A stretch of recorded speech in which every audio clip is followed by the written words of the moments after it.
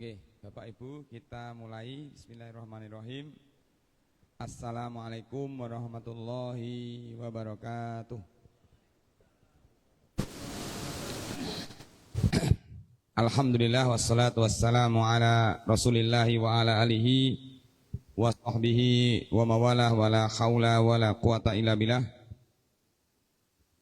Asyhadu an la ilaha illallah wa la syarikalah wa asyhadu anna Muhammadan abduhu wa rasuluh. La rasula wa la nabiyya ba'dah. Faqala Allah ta'ala fi kitabihil karim, a'udzu billahi minasy syaithanir rajim, wa halallahu al-bai'a wa harrama ar-riba. Wa qala alaihi salatu wassalam, la tusarrul ibila wal ghanam faman ibta'aha ba'du fahuwa bi khairin nadharaini ba'da ayyahlubaha insya'a amsakaha wa insya'a raddaha wa sa'an min tamrin atau kama qala alaihi salatu wassalam. Allahumma la sahla illa ma ja'altahu sahla wa anta taj'alul hazana idza syi'ta sahla. Ahibati fillah azamullah, Bapak Ibu jamaah kajian Bulughul Maram rahimakumullah, kita awali dengan membaca basmalah. Bismillahirrahmanirrahim. Malam hari ini kita masih membahas tentang jual beli yang terlarang. Tapi malam hari ini kita akan bahas tentang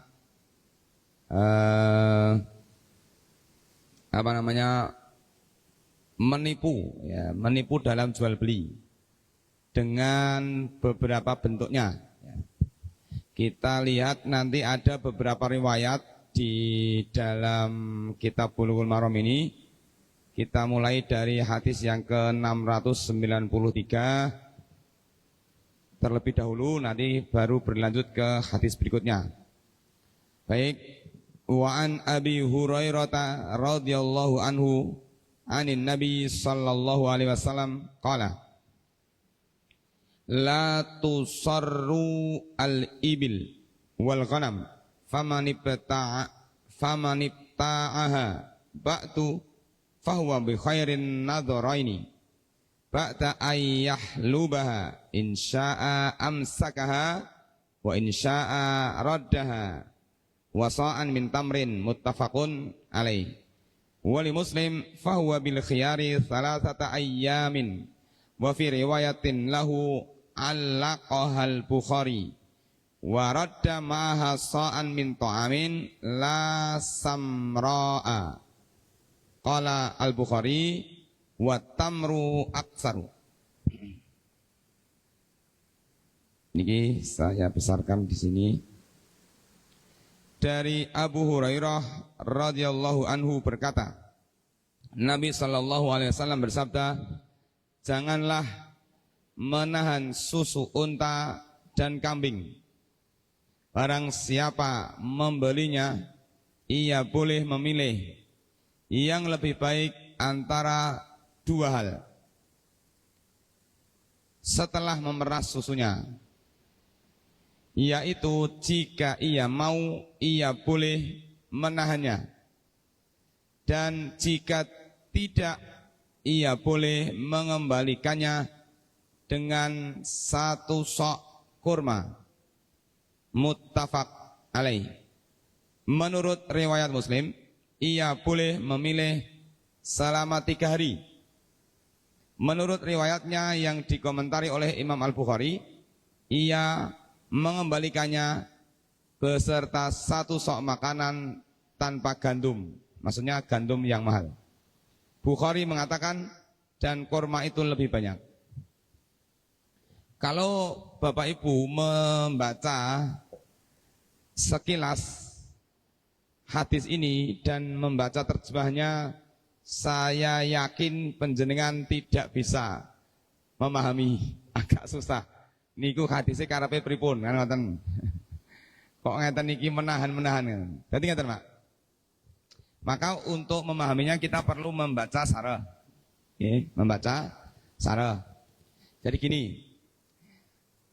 Di sini Abu Hurairah radhiyallahu anhu meriwayatkan bahwa Nabi SAW bersabda, janganlah menahan susu unta dan susu kambing. Maksudnya di masa lalu itu ada model jual beli di mana penjualnya itu untuk mendapatkan keuntungan dia melakukan tindakan memanipulasi. Jadi puting susunya unta itu diikat dan puting susunya kambing itu diikat. Tidak diperah selama 2 atau 3 hari. Ketika itu dijual, orang yang mau membeli melihat seakan-akan, wah, susunya akeh. Gitu. Ngerti tak? Jadi ya semacam menipu si pembeli. Gitu.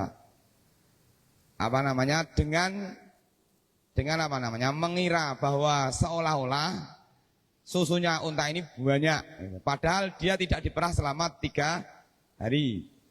Begitu dibeli, ternyata kemudian dia peras, kemudian ya biasa, enggak istimewa gitu. Nah, maka barang siapa membelinya, barang siapa dia membeli unta yang puting susunya diikat tadi, dia boleh memilih. Ya, memilih antara 2 hal, 2 pilihan, khiyar namanya dalam fikih jual beli itu namanya khiyar. Khiyar itu boleh memilih antara meneruskan transaksi atau membatalkan, itu khiyar ya. Tapi khiyar itu asumsi dalam hadis ini adalah setelah memerah susunya, setelah dibeli, susunya banyak ini diperas gitu. Nah, kalau susunya sudah diperas, maka dia boleh memilih, dia boleh menahannya. Artinya menahan itu ya dilanjutkan, ya yes, pun dilanjutkan, atau jika tidak dia boleh mengembalikannya. Pas mboten sida, bareng kula tuku ternyata susune mboten kathah, mboten sida. Tapi karena dia sudah terlanjur memerah susunya, dia dikenakan kompensasi 1 sok kurma. Niki penjelasan apa maksud dari hadis itu. Dalam riwayat Imam Muslim, dalam kondisi itu dia diberi kesempatan 3 hari hak khiyar. Dengan boleh diberi hak 3 hari. Selama 3 hari itu, kalau lebih dari 3 hari, berarti tidak ada keputusan, berarti akad dianggap dilanjutkan 3 hari. Ini menurut riwayat Imam Muslim. Kemudian Imam Bukhari mengomentari, ia mengembalikannya bersama dengan 1 sok makanan, tapi bukan gandum, makanan apapun, tapi takarannya 1 sok. Ya, bukan kurma ya, karena kurma itu lebih banyak. Jadi seperti itu. Nah, Bapak Ibu, di sini mengandung pelajaran banyak. Ya. Jadi ada tipe orang yang jual itu bagaimanapun caranya dia mengelabui si pembeli, gitu, mengelabui si pembeli. Seolah-olah unta ini atau susunya unta ini banyak, atau kambing ini, bahkan para ulama mengatakan termasuk semua jenis hewan yang punya susu, seperti mungkin susu sapi, susu kambing ya, itu terkena hukum ini. Intinya ketika orang itu mengelabui pembeli, maka nanti akan berlaku hukum tentang apa namanya mengelabui atau menipu. Lebih jelasnya saya lampirkan riwayat dari Sahih Muslim.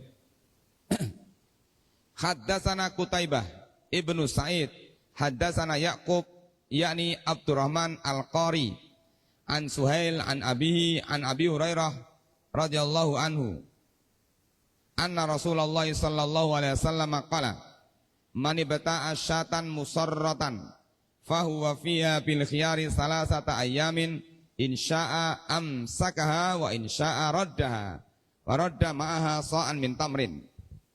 Barang siapa yang membeli kambing yang puting susunya diikat agar terlihat berisi, maka ia berhak memilih selama 3 hari, diberikan hak 3 hari.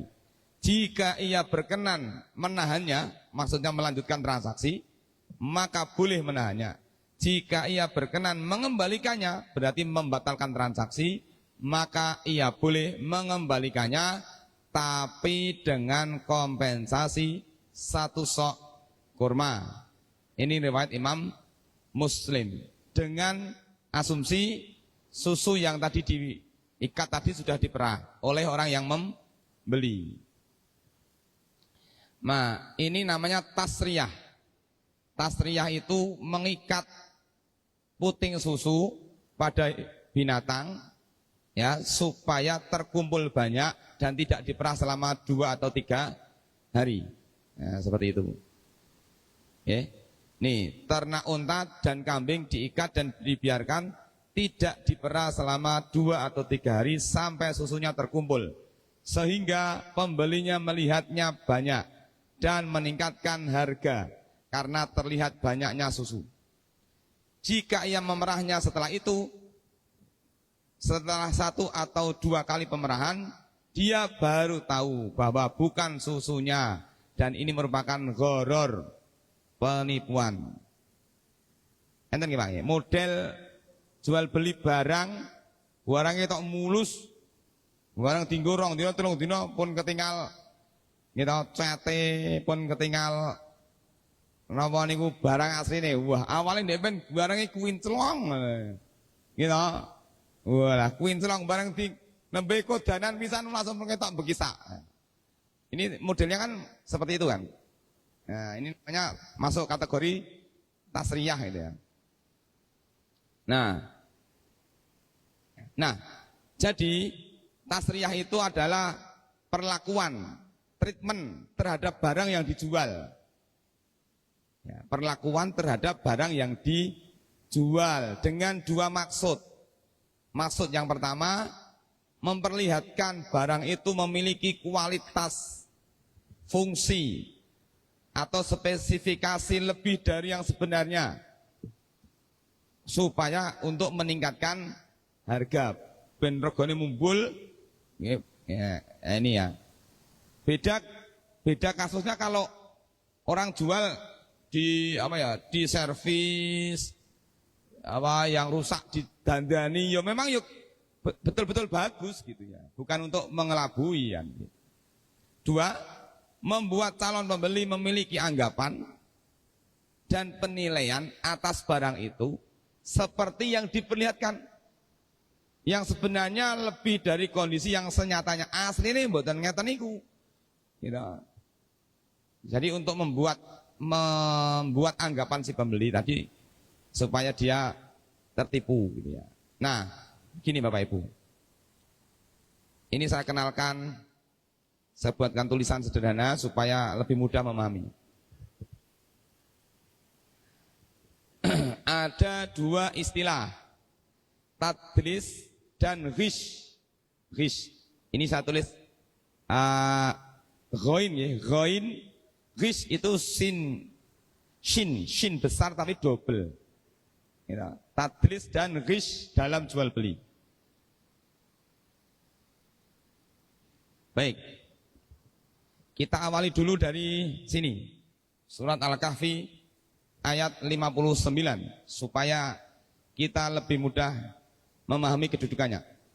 Menegakkan keadilan dan kejujuran dalam pergaulan bagian yang diserukan oleh Islam. Jadi Islam itu menyerukan adanya tegaknya keadilan dan kejujuran. Alaikum bisidqi fa innas sidqa yahdi ilal birri. Hendaklah kalian bersikap jujur. Ya.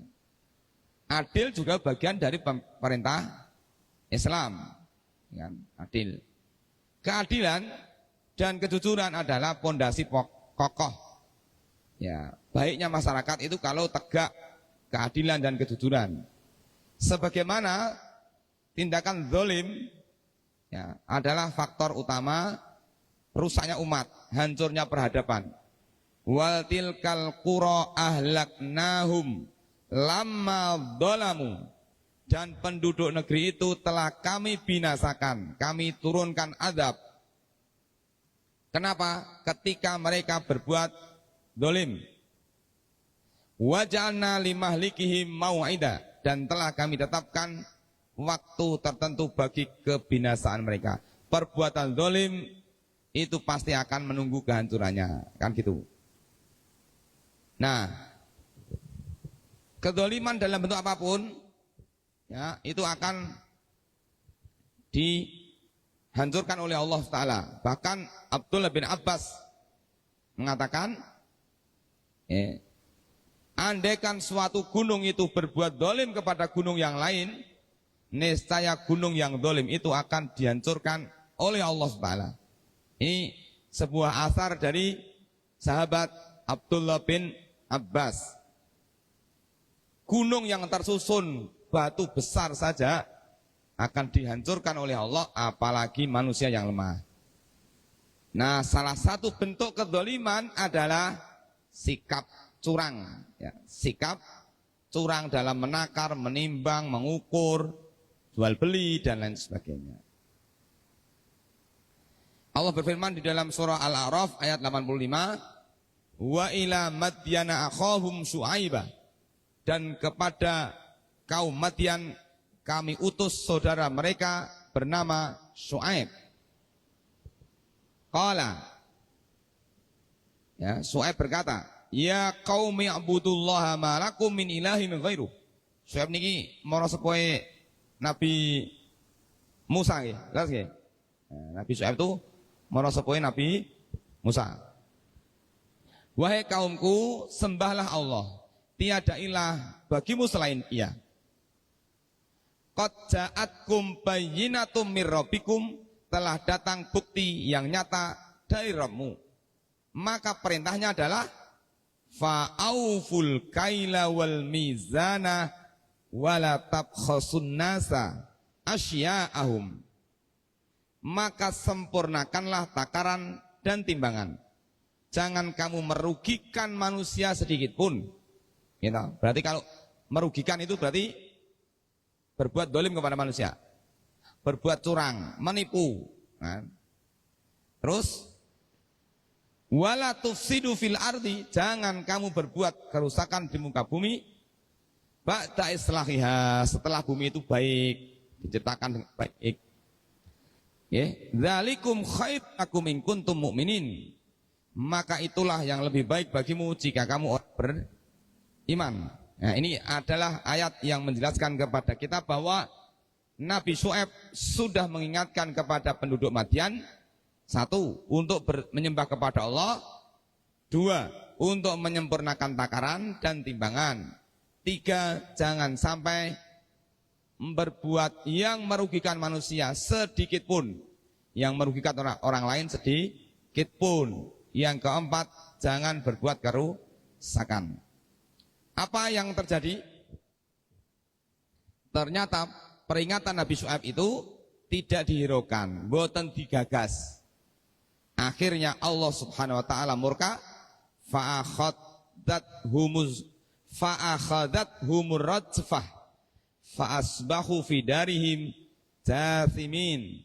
Lalu datanglah gempa menimpa mereka dan mereka mati bergelimpangan di dalam reruntuhan rumah mereka, karena mereka telah tidak menghiraukan peringatan Nabi Syu'aib.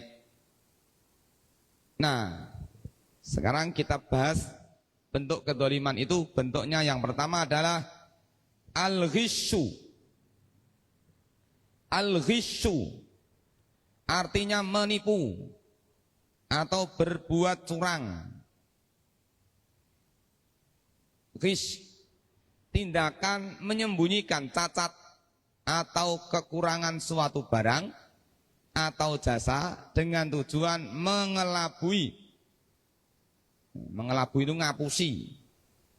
Dan mendapatkan keuntungan dengan tidak jujur. Apapun modelnya, kalau tindakan itu bentuknya menyembunyikan cacat barang atau menyembunyikan kekurangan. Gitu. Tujuannya supaya dia tertipu dalam rangka mendapat keuntungan secara tidak jujur. Ini bentuknya banyak, mungkin dari sisi kualitas.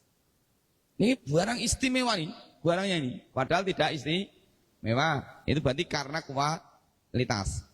Jumlah, gitu, jumlahnya sekian tapi aslinya tidak. Atau harga, atau informasi, apapun bentuknya. Ya, kalau dia ada unsur ghish atau menipu, maka kategori berbuat curang. Ini ghish ya. Jadi sikap tidak jujur tadi. Kemudian tadlis. Tadlis itu asal katanya dalasa yadlisu atau dalasa yudallisu tadlisan. Artinya menyembunyikan atau menyamarkan. Menyamarkan cacat atau kekurangan yang seharusnya diketahui oleh pihak lain agar dapat mengambil keputusan dengan informasi yang benar. Ya, sering dikatakan ngapusi halus, memanipulasi fakta agar seolah-olah sesuai harapan pembeli atau pengguna jasa. Jadi kalau ghish itu menyembunyikan cacat atau bersikap curang, gitu. Kalau tadlis itu menyamarkan. Ada yang mengkategorikan beda, Pak. Ini kategorinya ini. Sebentar.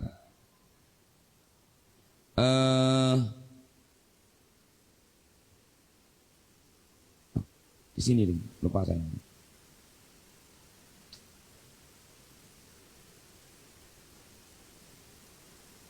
Ini. Imam Al-Ghazali mengatakan, tadlis adalah menyembunyikan informasi penting yang jika diketahui akan menyebabkan perubahan dalam keputusan akad. Kudune dituku 10.000, ning gara-gara sing tuku ngerti dadi 5.000. Itu jenenge tadlis. Ini menurut Imam Al-Ghazali. Iki rasa dikandake wae. Ini dikandake mengke regane sudo. Gitu. Itu kalau barang, kalau jasa ya yang terkait dengan jual beli jasa, pelayanan. Niku mungkin termasuk pelayanan niki mboten. Ya. Sengaja tidak diinformasikan. Ya, mungkin nek pun, loh, kan dia wingi mboten kula sebut. Loh, kenapa dari awal tidak sekalian disebut? Oh niki tidak termasuk ini loh. Ada yang mengkategorikan tipu daya dalam hal barang diistilahkan dengan tadlis. Pokoknya urusannya kali barang dagangan, ya, bentuk kecurangan itu, maka namanya tadlis. Adapun tipu daya dalam harga, itu namanya al-ghabnu. Regane dundake mumbul. Ini hanya pemilahan istilah saja. Baik, ini dalil larangannya ya. Wailul lil mutaffifin alladzina idza talu 'alan nasi yastawfun wa idza kaluhum aw wazanuhum yukhsirun. Sudah sering kula aturke al-mutaffifun, al-mutaffifin itu fa'il. Masdarnya tadfif. Tadfif itu sikapnya, perbuatannya. Kalau pelakunya mutaffif. Kalau perempuan ya mutaffifah. Kalau laki-laki ya mutaffif. Gitu. Wah, jenengane mutaffif. Ngopo? Ya curang. Kalau perempuan jenengan niku mutaffifah. Curang.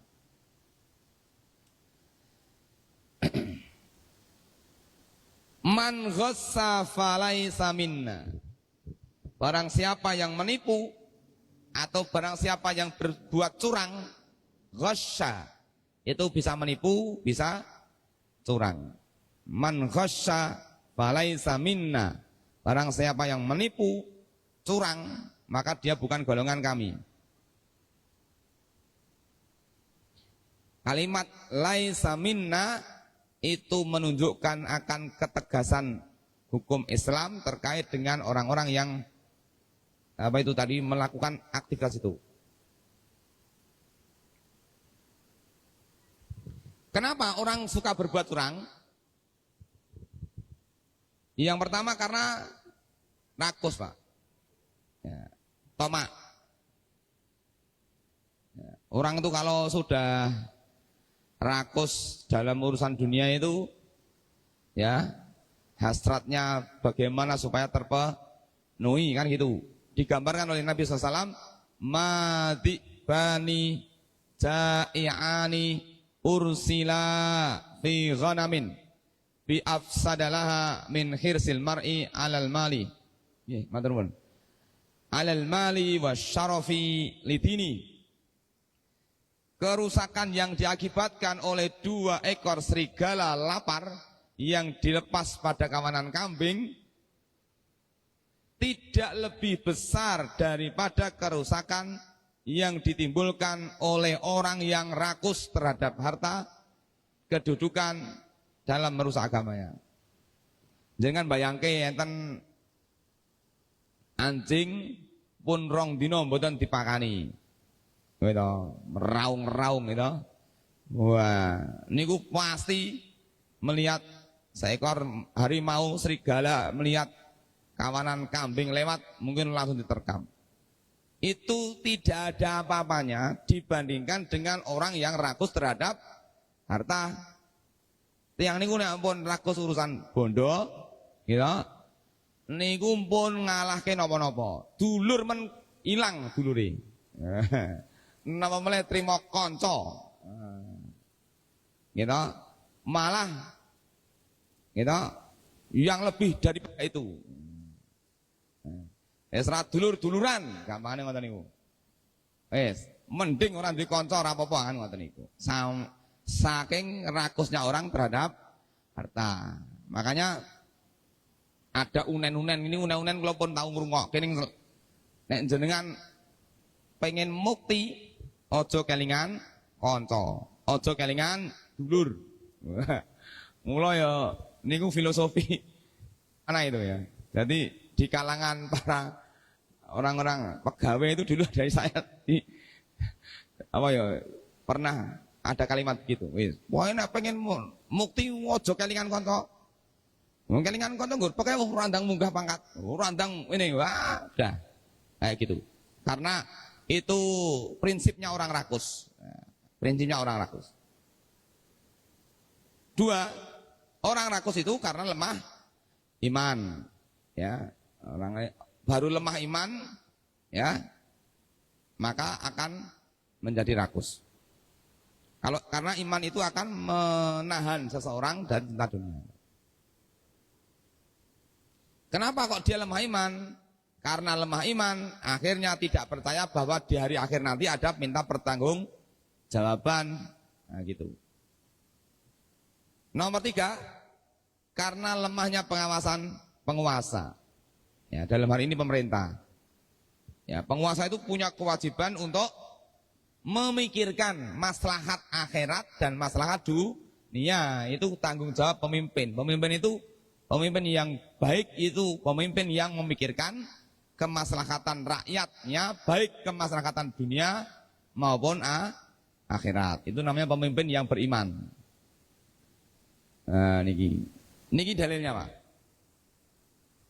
Anna Rasulullah sallallahu alaihi wasallam marra ala subrah.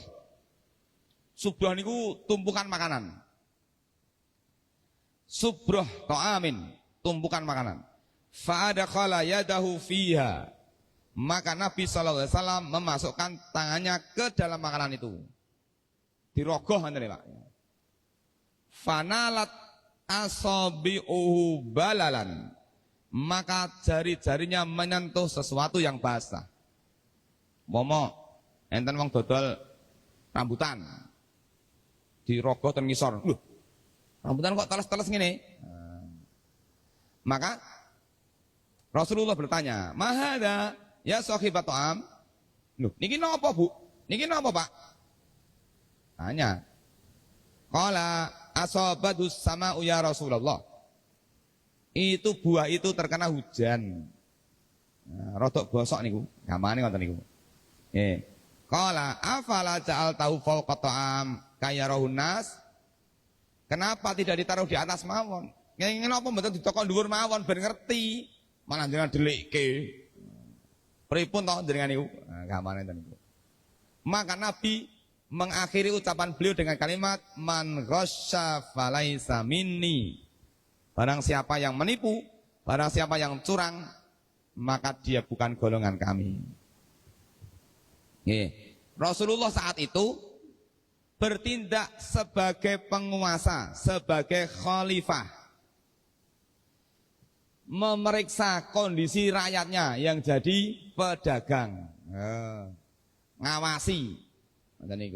Nah, kalau pengawasan penguasa lemah, maka orang-orang yang tipe model-model yang tadi mau, orang-orang yang suka curang ini akan banyak sekali, gitu.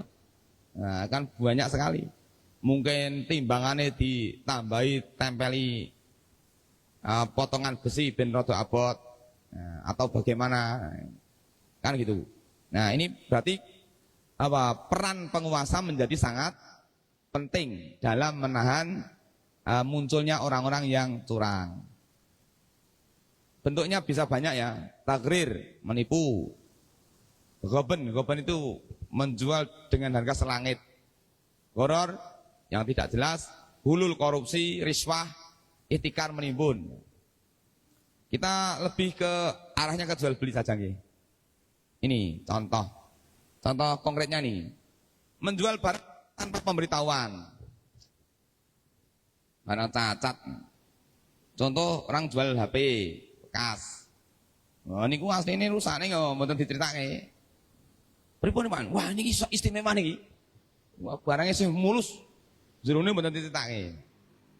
Itu namanya berarti man ghassa falaisa minna. 2. Mengoplos barang. Mencampur beras kualitas bagus dengan kualitas rendah.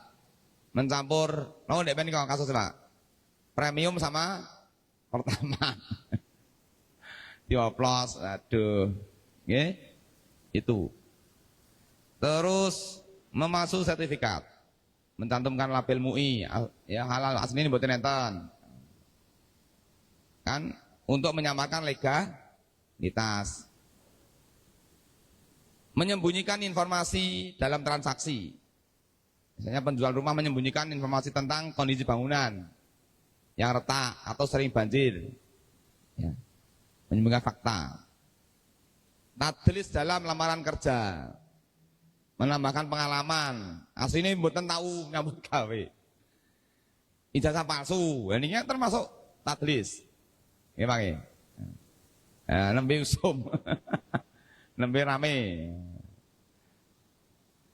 Nah, namun niku menjual barang palsu. Kalau barang BM boleh nggak Pak? Person jenengan BM.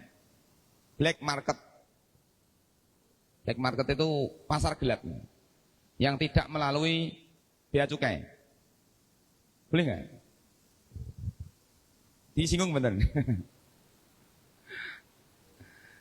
Nggih, niki nggih. Ini apa nama? Debatable. Tapi kita perlu mengetahui duduk selai, mengke kajenge mboten salah menyimpulkan. Black market, sektor kegiatan ekonomi yang melibatkan transaksi ekonomi ilegal. Ilegal dalam kacamata pemerintah. Ya, maksudnya gini, karena dia tidak dipajaki gitu loh. Barangnya ada, fungsinya normal, kan itu. Hanya dia tidak melalui bea cukai gitu loh. Ya, maka kita perlu dudukkan. Boleh enggak barang BM itu bisa dikelompokkan menjadi beberapa bagian. Pertama, dilihat dari barangnya dulu. Barang yang dijual itu bisa dimanfaatkan apa tidak. barang yang dilarang untuk dimanfaatkan atau tidak dilarang. Seperti misalnya obat-obatan terlarang, narkoba, itu kan jelas. Syariat melarang, negara juga melarang. Atau barang dagangan curian. Ya, barang curian itu orang mengenal dengan Spanyol. Tahu ya? Separuh nyolong. Gitu. Spanyolan, separuh nyolong. Tahu Pak? Apa itu? Oh, listrik. Oh, ini Spanyolan Pak?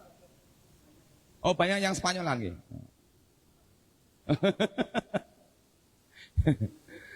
Salah satu syarat transaksi yang sah adalah objek transaksi harus sesuatu yang mubah.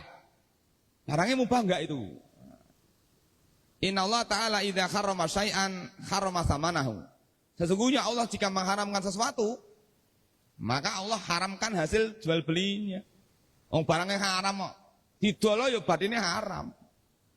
Anu ngoten. Yes. 2. Jadi yang pertama tadi, kalau barangnya itu tidak boleh dijual belikan, maka statusnya haram. Mboten black market pun ya tetap haram wong barang. Mbok ya sah-sah. 2. Barang yang memiliki manfaat mubah namun dilarang pemerintah karena membahayakan atau kemungkinan besar akan dimanfaatkan pembeli untuk kejahatan. Contoh, jual beli tembak, pistol, senjata api. Tidak boleh dijual.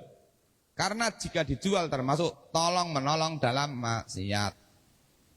Gitu. Termasuk curian itu ngenten niku. Aku kula mboten nyolong kok, tapi kan jenengan ngedolke. Jenengan goleki dalan. Kan? Sebagaimana apa tuh? Wong main, aku kula mboten main kok. Loh, tapi jenengan urip ke lampu, jenengan kloso. Tukang parkir, ya. Padha mawon. Wala ta'awanu 'alal ismi wal udwan. KW itu kan jelas dijelaskan toh, ini barangnya KW, kan ngoten dijelaskan toh. Lah kalau dijelaskan enggak masalah, mau ini pun dicetakne kok. Niki KW lho niki yo. Kan toh nggih ya, kan cetak. Nggih. Terus ini kalau jelas ya mubah tapi dilarang pemerintah, maka tetap tidak boleh.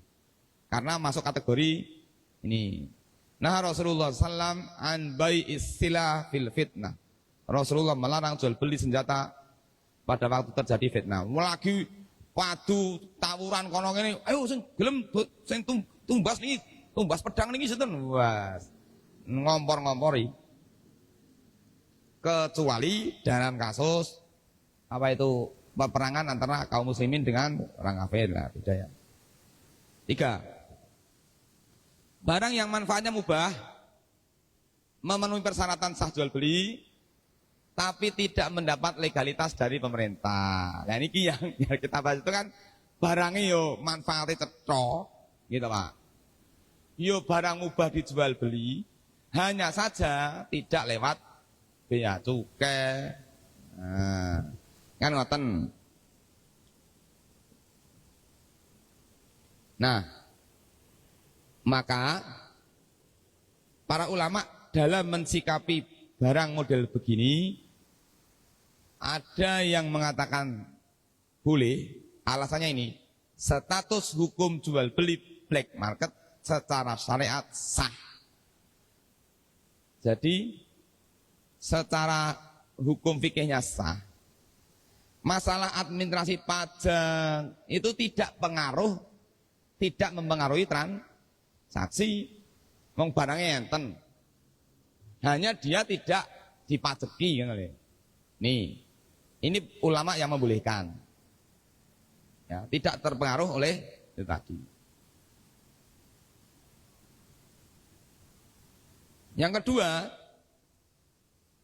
meskipun boleh, tapi karena dia membawa maslahat dan madharat kepada banyak orang, lebih baik mempertimbangkan sisi legalitas. Maksudnya begini Pak,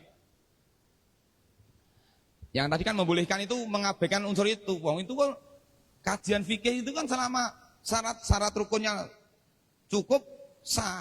Ya, betul. Tapi kalau di sana terjadi perbuatan dolim kepada pihak-pihak yang terlibat, maka itu harus dihindari. Contoh, kalau black market itu kira-kira merugikan negara apa ya? Merugikan negara ya? Merugikan orang lain enggak? Tidak merugikan. Sekarang gini Pak, yang satu barang baik BM, yang satu resmi. Ada orang yang enggak mau jual barang BM. Mun pokoknya kalau nek mboten resmi mboten. Lah, semakin banyak orang jual beli BM, maka orang-orang yang tadi jualannya resmi-resmi suwe-suwe. Nah, berarti ada pengaruh pengaruh madorot kepada orang yang sesama manusia, sesama penjual. Nah, maka para ulama yang kedua mengatakan tetap tidak boleh. Karena apa? Meski secara hukum fikih dia sah transaksinya, tapi dia menimbulkan perbuatan dolim, satu kepada negara, dua kepada sesama manusia, yaitu penjual. Nek saged nggih sing sah-sah mawon. Ngoten. Pripun Pak?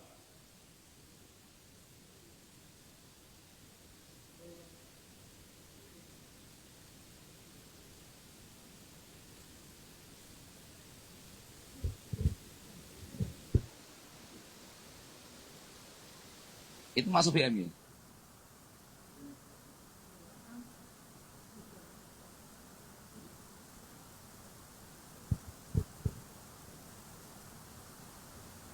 Ya berarti kita kembalikan ke tadi, mengikuti pendapat yang membolehkan dengan asas. Kalau transaksi, kan tadi kan para ulama menyebut dua tadi kan, dua pendapat, yang satu membolehkan, yang satu melarang. Ya. Kalau jenengan yakini, wah ini barang yang gue yang sawah orang gue nyanti-nyanti, ngusungi damai, misalnya, enggak, wah, kalau tak ngikuti pendapat yang membolehkan saja lah. Mboten ngrugake wong kok ngrugake pemerintah nggih mboten ngrugake wong pit kaya ngene. Ah ngoten iki. Nggih monggo. Tapi kalau lha pun tahun pinten niku wong Mas. Kan enten model sakniki kan model sing nggih ngusungi gua-gua terus nggih terus mulai lah pun campuran sepeda motor niku pun campuran niki campur niki. Ya, misalnya begitu ya monggo kalau berarti penjenengan ngikuti yang membolehkan tadi. Tapi kalau sepeda itu dipakai setiap hari lewat jalan raya, gitu, lewat jalan raya, terus tan putih-putih, ya kenapa tidak? Meskipun itu tadi tergantung dari keyakinan masing-masing. Kan enten toh model tempat saya itu juga banyak Pak. Saya kemarin jenguk murid saya itu daerah Grobogan mriko Pak. Lha niku kula tingali ten kampung daerah Ler mriko. Kulon daerah, kulon mesang nggih, kulon daerah Geyer. Lah Pak niki sepedane watah men Pak. Nggih lah niku ten ten alas nggih nganggen niku. Lah niku dipaseki mboten. Lah pajak napa? Barang wonten alasan ten pajeki. Niku mau ketemu Pak polisi no ya mboten diurus paling ya. Yang ini pajeki malah yang sarakne rakyate malah. Dadi tiang-tiang dusun niku waduh Pak, nggih, napa istilahnya? Lah timbang kupit wontal munggah mudhun kok ya tele-tele. Ya enten niku sak rupa-rupane nek ajeng dipendet nggih pang ben dipendet mriko. Gampane ngoten niku. Mungkin seperti itu. Tapi sisi maslahatnya ya tadi lebih amannya ya kita mampu, gitu, apa dia mampu mati. Seperti itu.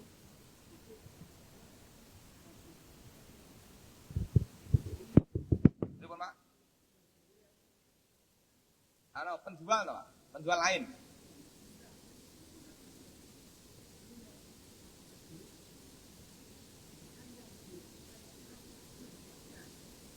Membelinya.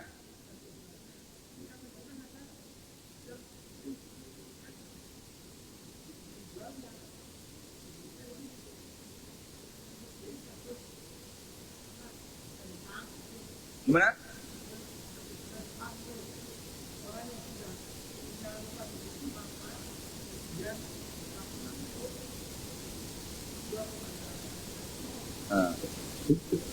Nah, itu dari sisi dolim. Kalau dulu kan pernah ada di zaman siapa itu? Umar nih. Di zaman Umar ada seorang Yahudi, gitu, seorang Yahudi punya rumah di dekat masjid. Kemudian Umar bin Khattab radhiyallahu anhu ini punya gubernur. Ya, gubernur namanya siapa ya? Sa'ad bin Abi Waqqas atau Abu Ubaidah, lupa saya. Nah, apa Amr bin As ya? Lupa saya. Nah, Amr bin As. Nah, khalifahnya Umar bin Khattab, gubernurnya Amr bin As. Nah, ketika Amr bin As memutuskan untuk meluaskan masjid, ternyata mentok ke rumahnya si orang Yahudi itu.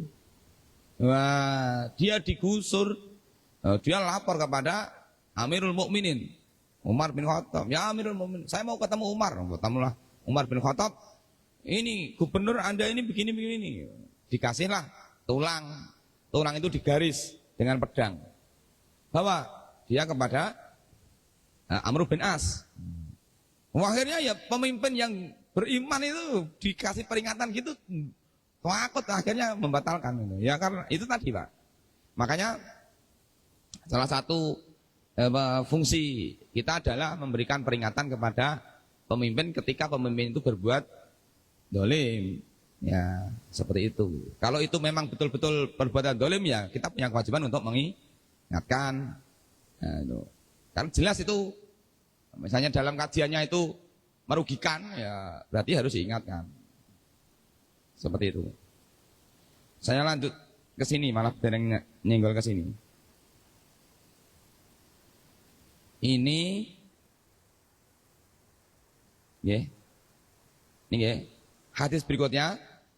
An Ibnu Mas'udin radhiyallahu anhu qala man ishtara syatan muhaffalatan faraddaha fal yuradda ma'aha sa'an.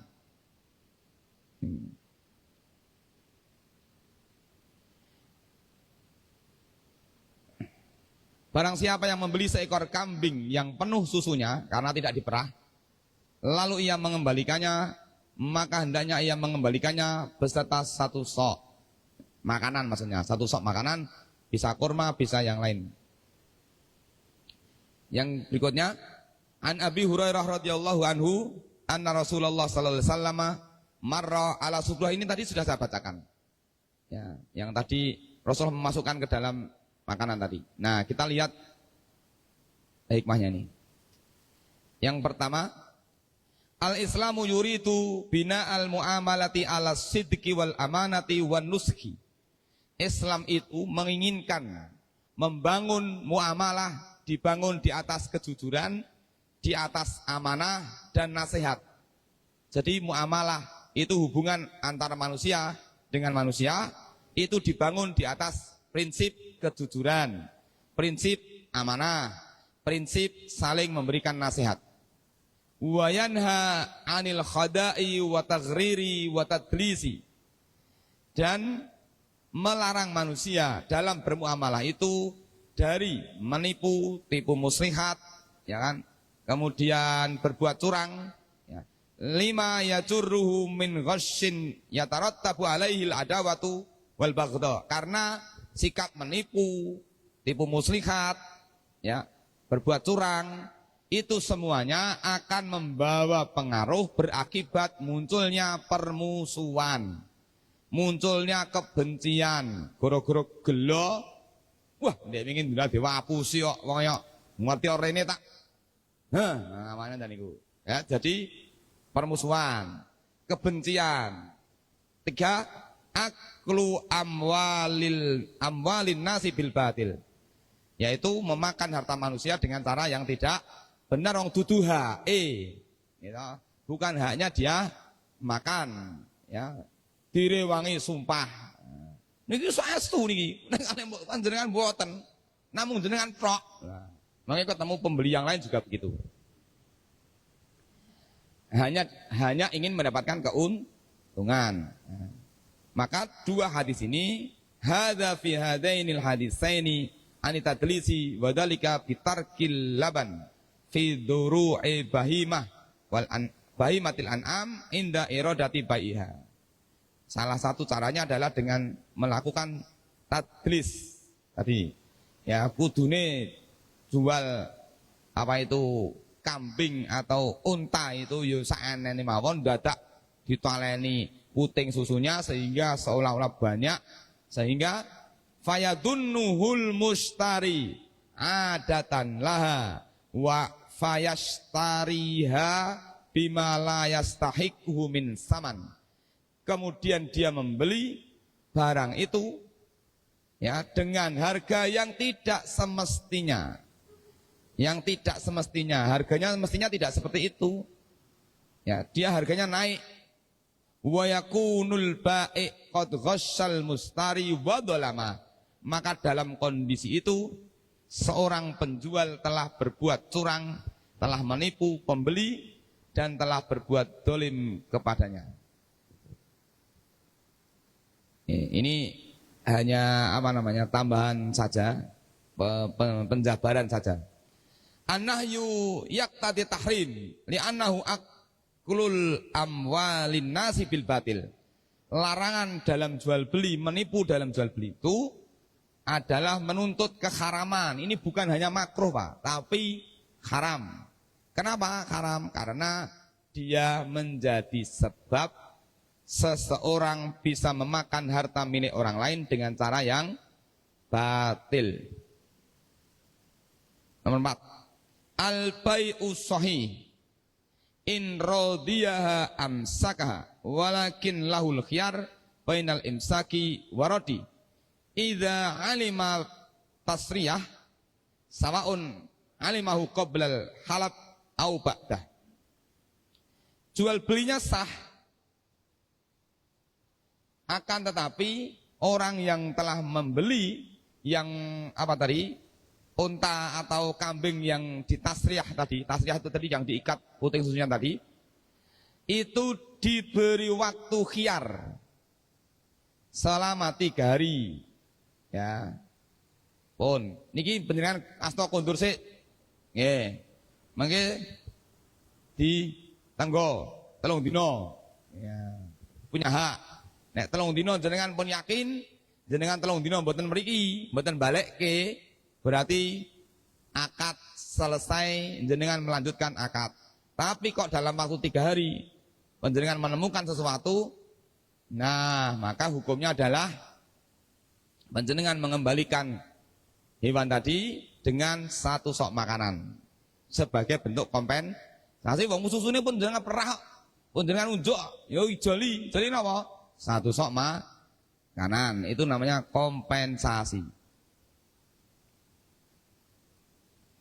Wa in an amsakaha fahuwa bisamaniha alladhi alaihil aqdu wa in radda ma'aha sa'an min tamrin badalan minal laban alladhi usturiyat wa huwa fi dar'iha idza halabal mustari amal laban al hadis ba'da halabihi tasriyah fala yuraddu anhu syai'an li'annal kharaj bidoman.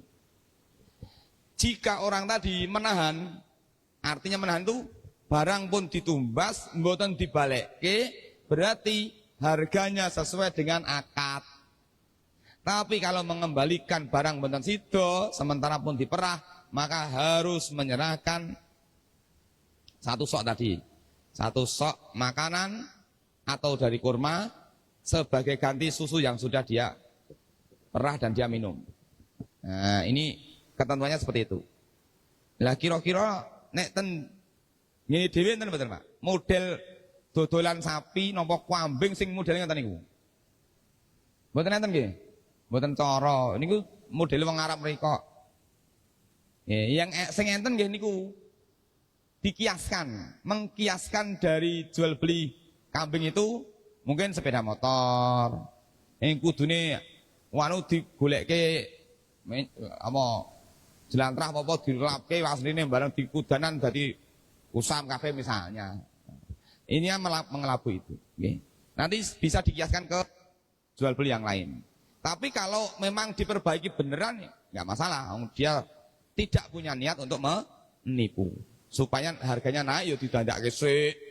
Nek perlu, oh dodolan mobil ngenteni ku nek ping kusam cete gak payu, dicat kesik, mboten apa-apa wong nyatane ya kempling-kempling tenan. Nggih.